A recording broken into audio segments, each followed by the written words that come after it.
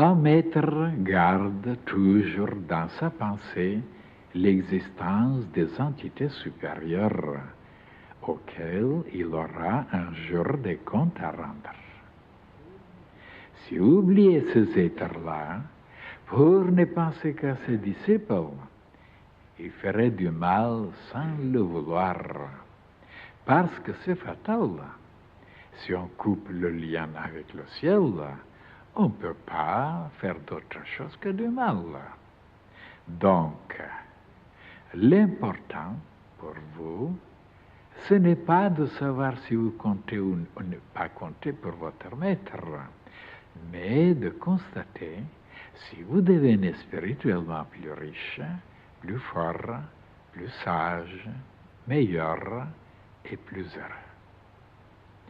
Si c'est le cas, alors ne vous occupez pas du reste. Dépouillez-vous du désir de compter pour votre maître. Sachez seulement que vous comptez pour lui dans la mesure où vous faites partie de son travail, où il doit vous instruire dans la véritable science, vous amener sur le vrai chemin, vous donner ce qu'il a lui-même reçu.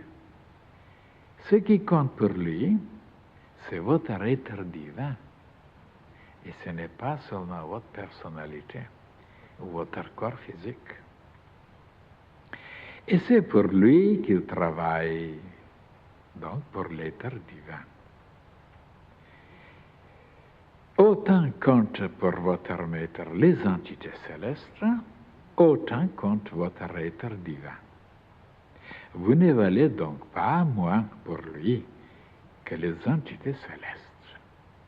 Mais quand je dis vous, je veux parler de votre âme et de votre esprit.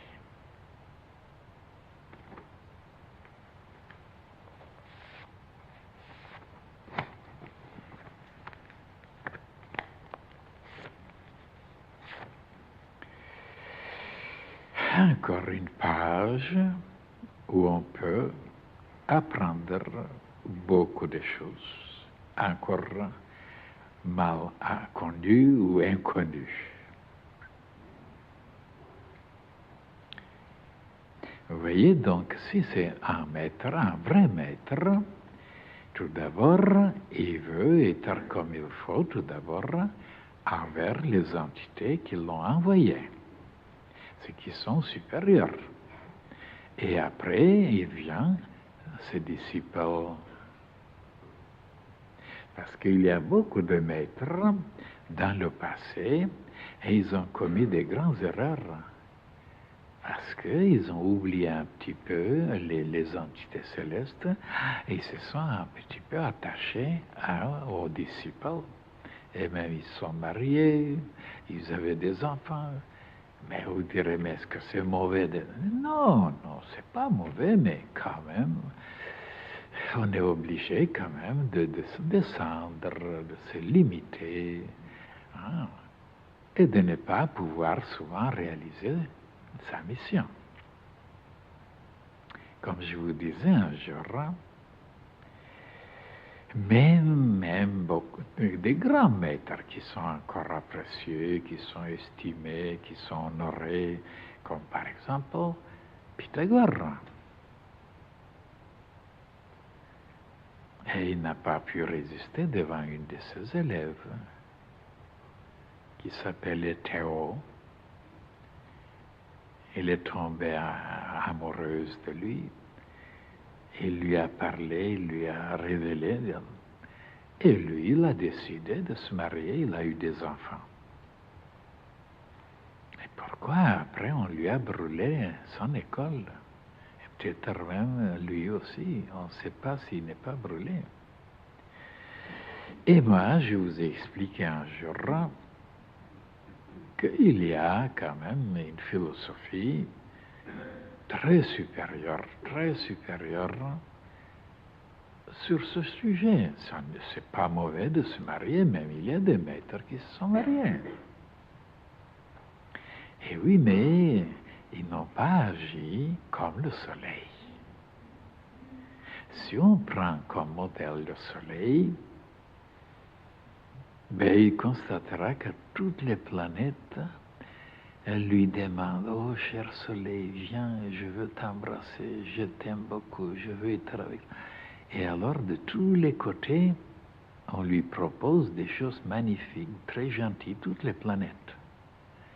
Et oui, mais lui, il sait ce qu'il attend après. S'il cède à ce bon amour et bon désir, tout sera par terre, une cataclysme, une catastrophe cosmique. Et il tâche de rester au centre, de ne pas tellement s'éloigner, de ne pas s'approcher. Et il reste au centre. Et pourquoi il ne se déplace pas, lui? Un vrai maître suit l'exemple du Soleil. Il reste au centre et il fait marcher tout, mais autrement, s'il cède, comme il y en a beaucoup qui ont fait ça, et tout tombe par terre, tout périclite. Supposez maintenant que moi,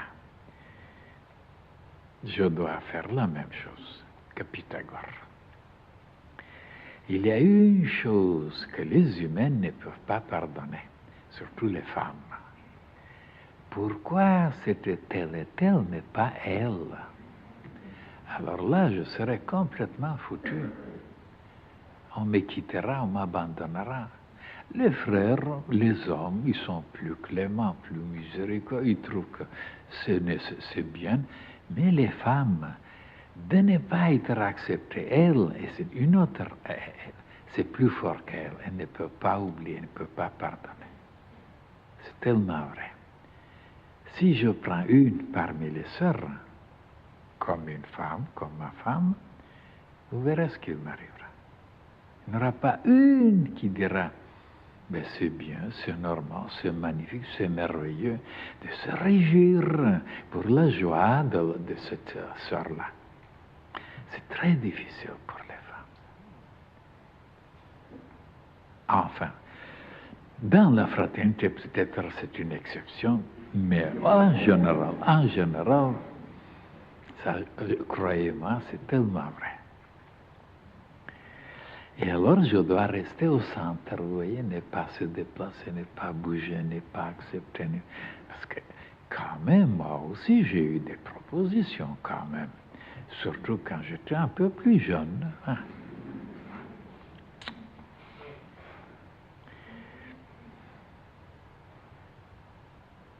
Alors, donc, tout d'abord, penser aux créatures, aux entités, aux esprits sublimes, et qui demandent, qui réclament, qui exigent quelque chose que nous puissions réaliser. Et on ne peut pas réaliser ces choses-là si on est tellement embarqué, ligoté, tellement engagé, enchaîné. On ne peut pas. Même avec la bonne volonté, ben, on est obligé de s'occuper, de dépenser beaucoup de temps, beaucoup d'énergie, parce qu'on est lié, on est branché. Donc, il faut être libre. Et dans cette liberté, on peut aider beaucoup plus les humaines.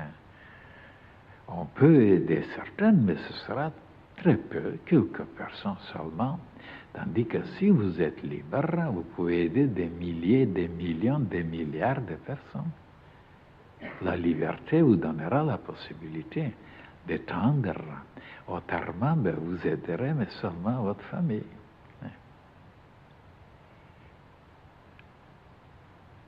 Voilà pourquoi le soleil ne se déplace pas, ça veut dire il reste, il se déplace dans l'espace, mais il maintient toutes les planètes à une distance convenable.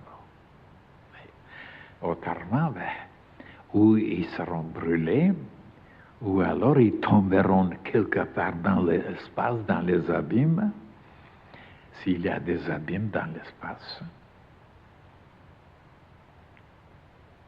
Donc, vous voyez, le soleil, quand même, il réfléchit, il calcule, il regarde, il pèse. Même je l'ai vu un jour, il s'est gratté la tête. Parce que les planètes, vous savez, lui présentent des problèmes à résoudre aussi. Ces gentilles planètes qui tournent autour de lui.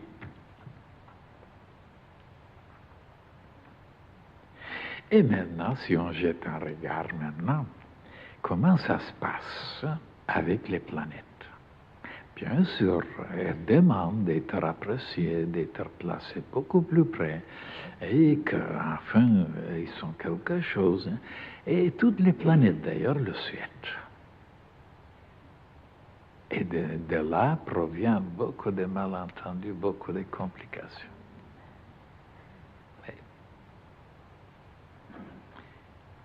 Si maintenant les frères et les sœurs se poser la question, ce qui est le plus important pour contenter un maître, ben, ce n'est pas tellement de faire toutes sortes de démarches, de choses, pour gagner son amitié, pour être beaucoup plus près, pour être son âme sœur. Parce que, vous savez, il y en a beaucoup d'âmes sœurs à maître. Oh là là, là là là. Lui, il pense qu'il n'a pas encore une âme sœur dans le plan physique, mais les âmes sœurs lui disent qu'il en a une quantité. Et maintenant, de pouvoir maintenant comprendre qu'on ne peut pas compter pour un maître de cette façon. Parce que quand même, un maître, quand même, il cherche ce qui est essentiel, ce qui est le plus important. Et qu'est-ce que c'est? Il veut voir comment on travaille. Voilà, c'est le travail qui compte pour un maître. Alors si il marche dans la même, ça veut dire il tâche d'aider le travail, l'activité de son maître. Alors là, il est déjà estimé, il est apprécié, il est aimé, il est protégé, c'est tout près. Mais s'il voit que cette personne ou cette âme sœur a ses pensées, ses sentiments, ses élucubrations, et ne travaille pas dans la même direction, dans son travail, alors quoi qu'elle fasse extérieurement pour le gagner, il ne marchera pas. Et de cette façon, il se produisent des hostilités, des malentendus, des inconvéniences. C'est terrible. Des explications, des discussions. Parce que la majorité ne pense pas comme ça. Ils pensent qu'on peut gagner un maître de telle et telle façon, avec telle et telle manière, avec tel et tel sourire ou telle et telle exhibition. Et les hommes ne se rendent pas compte ce qu'un maître demande, exige, cherche, apprécie. C'est le travail. Même si vous ne faites rien pour le gagner, pour être estimé, pour être beaucoup plus près, pour être à la première place, il se rendra compte, tôt ou tard, il se rendra compte que vous êtes un être tellement avancé, tellement intelligent, tellement fidèle, tellement éclairé, qu'il ne peut pas, à ce moment-là, vous abandonner, vous oublier, vous rejeter. Quand même, il se rend compte quand même, un maître, comment les autres se comportent, comment ils travaillent, sur quel sujet, de quelle façon. Seulement, souvent, il ne le montre pas. Parce que s'il le montrait, comment il, en dedans, il y aura des grandes répercussions. Les frères et sœurs ne sont pas préparés à accepter tout d'un maître. C'est pourquoi même il ne révèle pas son opinion, comment il pense, qu'est-ce qu'il a dans son cœur, dans son âme. Il le réserve pour pouvoir aider ses frères et sœurs autrement. S'il dit carrément comment il les voit et où ils sont, ils ne sont pas préparés pour accepter, pour supporter, ils le quitteront. Et en le quittant, c'est eux-mêmes qui se feront du mal. Et en même temps, bien sûr, un maître sera très malheureux d'être abandonné, d'être tout seul. Parce que son désir, quand même, c'est d'être utile. Et quand il voit qu'il n'est pas utile et il n'y a personne autour de lui, ben, il continuera bien sûr à travailler, à se perfectionner, à méditer, hein, mais il se sentira presque dans le plan physique inutile. Il ne peut jamais oublier qu'il y a d'autres régions, bien sûr. Il y a la région éthérique, la région astrale, la région mentale. Hein. Là aussi, il peut projeter des choses, il peut aider, il peut éclairer, il peut sauver, il peut aider beaucoup de créatures, des millions. Mais puisqu'il est descendu sur la terre, il préfère que ça soit sur la terre aussi. Autrement, pourquoi il est descendu sur la terre? Il pouvait rester dans les autres régions. Il pouvait aider les créatures. Il y en a tellement de milliards. Et non, s'il est descendu sur la terre, c'est que son travail est plutôt concentré sur la terre. Et après tout le reste, bien sûr, il continue à projeter des choses, des rayons, des lumières, des émanations, ainsi de suite, qui se reflètent dans tout l'univers. Mais sa tâche est dans le plan physique, beaucoup plus que dans les autres